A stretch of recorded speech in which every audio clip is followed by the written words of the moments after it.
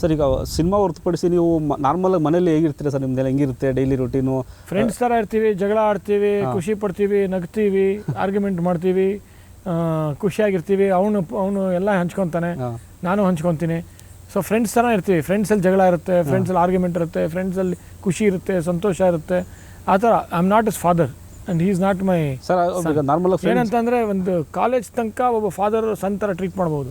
College ಆದ ನಂತರ ನೀವು ಫಾದರ್ ಮತ್ತೆ ಸನ್ ಥರ ಟ್ರೀಟ್ ಮಾಡ್ತಾ ಇದ್ರೆ ಅವ್ರಿಗೆ ಒಂಥರ ಎಲ್ಲೋ ಒಂದು ಕಡೆ ದೊಡ್ಡ ಆಳದ ಮರದ ಕೆಳಗೆ ಹೇಳಿದ್ರಲ್ಲ, ಒಂದು ಹುಲ್ಲು ಬೆಳೆಯಲ್ಲ ಅಂದಂಗೆ ಅದು ಬೆಳೆಯೋಕ್ಕಾಗಲ್ಲ. ಅವ್ರಿಗೆ ಎಡಬೇಕು, ತಿದ್ದಬೇಕು, ಅವರೇ ಅದನ್ನು ಕಲಿಬೇಕು. ಅದಕ್ಕೆ ನಾನು ಅದನ್ನು ಬಿಟ್ಟಿದ್ದೀನಿ. ಇನ್ಫ್ಯಾಕ್ಟ್ ನಾನು ಅವ್ನಿಗೆ ಡೈರೆಕ್ಟ್ ಮಾಡೋದು ಬೇಡ ಅಂತ ಇದ್ದೆ. ಅವನು ಆಡಿಷನ್ಗೆ ಹೋಗ್ತಾ ಇದ್ದ, ಬೇರೆ ಬೇರೆ ಸಿನಿಮಾಗಳು ಮಾಡ್ತಾ ಇದ್ದ, ಆಡಿಷನ್ಸ್ ಮಾಡ್ತಾ ಇದ್ದ. ಒಂದು ನೆಟ್ಫ್ಲಿಕ್ಸ್ ಫಿಲ್ಮು ಸಿಕ್ಕಿತ್ತು, ಒಂದು ಇಂಗ್ಲೀಷ್ ಫಿಲ್ಮು. ನಾನು OTT ಮಾಡ್ತೀನಿ ಅಂತ ಅಂದ್ಬಿಟ್ಟು ಅದು OTT ಮಾಡಬೇಕೋ ಬೇಡೋ ಅಂತ ನಾವು ಡಿಸ್ಕಸ್ ಮಾಡಿದ್ವಿ. ಫಸ್ಟ್ ಫಿಲ್ಮ್ OTT ಬೇಡ ಅಂತ ಡಿಸೈಡ್ ಮಾಡಿದ್ವಿ. ಆ ಸ್ಕ್ರಿಪ್ಟು ಅವ್ನಿಗೆ ಇಷ್ಟ ಆಗಲಿಲ್ಲ. ಹಲವಾರು ಸ್ಕ್ರಿಪ್ಟ್ಸ್ಗಳು ರಿಜೆಕ್ಟ್ ಮಾಡಿದ್ದಾನೆ, ಹಲವಾರು ಸ್ಕ್ರಿಪ್ಟ್ಸ್ಗಳು ಇಷ್ಟಪಟ್ಟಿದ್ದಾನೆ. ದಿನನಿತ್ಯ ಕತೆ ಕೇಳ್ತಾನೆ. ಒಬ್ಬ ಥಿಯೇಟರ್ ಬ್ಯಾಕ್ಗ್ರೌಂಡಿಂದ ಬಂದಿರೋದ್ರಿಂದ ತುಂಬ ಪರ್ಟಿಕ್ಯುಲರು, ತುಂಬ ಒಂದು ಸಣ್ಣ ಸಣ್ಣ ವಿಷಯಗಳಿಗೂ ಸೂಕ್ಷ್ಮತೆ ಇದೆ. ಸೊ ಈ ರೀತಿಯಲ್ಲಿ ನನಗೆ ಥಿಯೇಟರ್ ಬ್ಯಾಕ್ಗ್ರೌಂಡ್ ಇಲ್ಲ. ಇವತ್ತಿನ ಕಾಂಪಿಟೇಷನ್ ಯುಗದಲ್ಲಿ ಗೌರಿ ಸಿನಿಮಾ ಮೂಲಕ ನಾವು ಹೊಡೆದೇ ಅನ್ನೋಷ್ಟು ಕಾನ್ಫಿಡೆಂಟ್ ಇದೆಯಾ? 100% ಕಾನ್ಫಿಡೆನ್ಸ್ ಇದೆ. ಯಾಕಂದರೆ ತುಂಬ ಜನ ಬೆನ್ನು ತಟ್ಟಿದ್ದಾರೆ, ತುಂಬ ಜನ ಕಷ್ಟಪಟ್ಟಿದ್ದಾರೆ ಸಿನಿಮಾ ಮಾಡೋಕ್ಕೆ.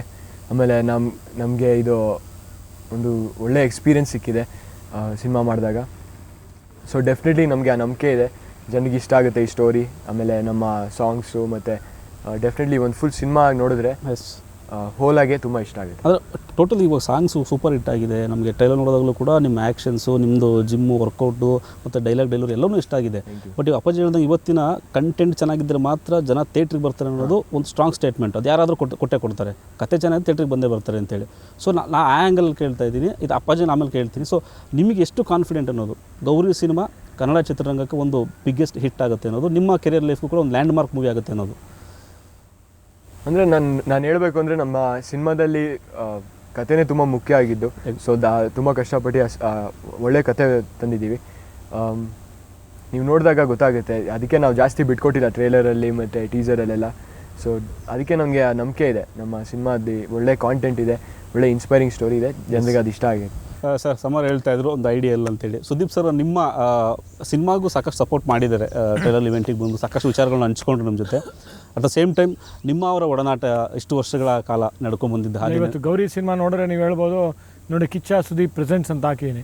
ಸೊ ಅಷ್ಟೇ ಅದು ಗೊತ್ತಾಗುತ್ತೆ ನಮ್ಮ ಅವರ ಒಡನಾಟ ಎಷ್ಟು ಅಂತ. ಯಾಕೆಂತಂದರೆ ಸುಮ್ಮನೆ ಹೋಗಿ ಆಸ್ ಅ ಫ್ರೆಂಡ್ ಕೇಳಿದೆ, ಹಿಂಗೆ ಸುದೀಪ್ ನೀವೇನು ಏಕವಚನದಲ್ಲಿ ಮಾತಾಡ್ತೀವಿ, ಅದು ಇಂಟರ್ವ್ಯೂಗೆ ನಮ್ಮ ಪಬ್ಲಿಕ್ಕಲ್ಲಿ ಕೆನಾಟ್ ನೀವು ಇದಕ್ಕೆ ಪ್ರೆಸೆಂಟ್ ಮಾಡಬೇಕು ಈ ಸಿನಿಮಾನ ಅಂತಂದಾಗ, ನೀವು ಅರ್ಪಿಸ್ಬೇಕು ಅಂದಾಗ ಇಮಿಡಿಯೇಟ್ ಯೋಚನೆನೂ ಮಾಡಿದೆ.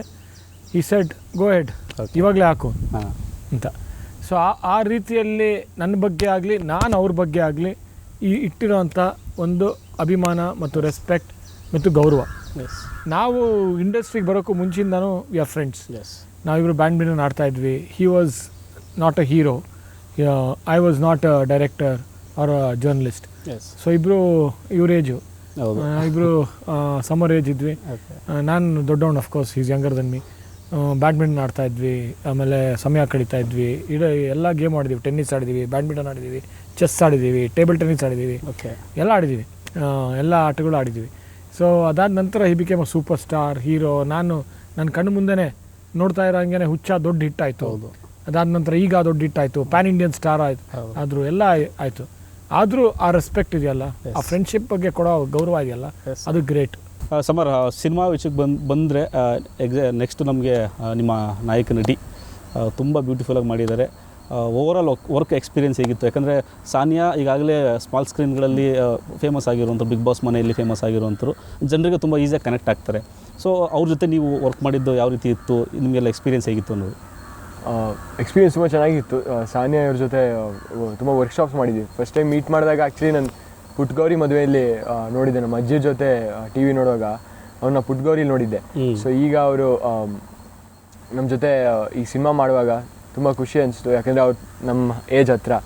ಸೊ ಈಸಿ ಇತ್ತು ಮಾತಾಡೋಕ್ಕೆ. ಆಮೇಲೆ ತುಂಬ ಚೆನ್ನಾಗಿ ಆ್ಯಕ್ಟಿಂಗ್ ಮಾಡ್ತಾರೆ.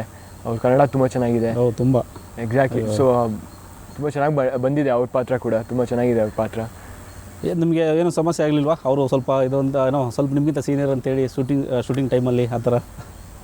ಶೂಟಿಂಗ್ ಟೈಮಲ್ಲಿ ಏನೂ ಹಂಗೆ ಅನಿಸ್ಲಿಲ್ಲ, ಬಟ್ ಸ್ಟಾರ್ಟಿಂಗಲ್ಲಿ ಅದೇ ಅವ್ರು ಟಿ ವಿಯಲ್ಲಿ ಮಾಡಿದರು, ಬಿಗ್ ಬಾಸಲ್ಲಿ ದೊಡ್ಡ ಹೆಸರಿತ್ತು, ಮತ್ತು ಟಿ ವಿಲಿ ಕೂಡ ಹೆಸರಿತ್ತು, ಆಮೇಲೆ ಸ್ಟೇಟ್ ಅವಾರ್ಡ್ ಎಲ್ಲ ಬಂದಿದೆ. ಸೊ ಅದಕ್ಕೆ ಅವ್ರಿಗೆ ತುಂಬ ಎಕ್ಸ್ಪೀರಿಯನ್ಸ್ ಇದೆ ಅಂತ ಗೊತ್ತಿತ್ತು, ಬಟ್ ಅವರು ಎಷ್ಟು ಫ್ರೆಂಡ್ಲಿಯಾಗಿ ಮಾತಾಡ್ಸಿದ್ರು ಆ ಥರ ಏನೂ ಅನಿಸ್ಲೇ ಇಲ್ಲ.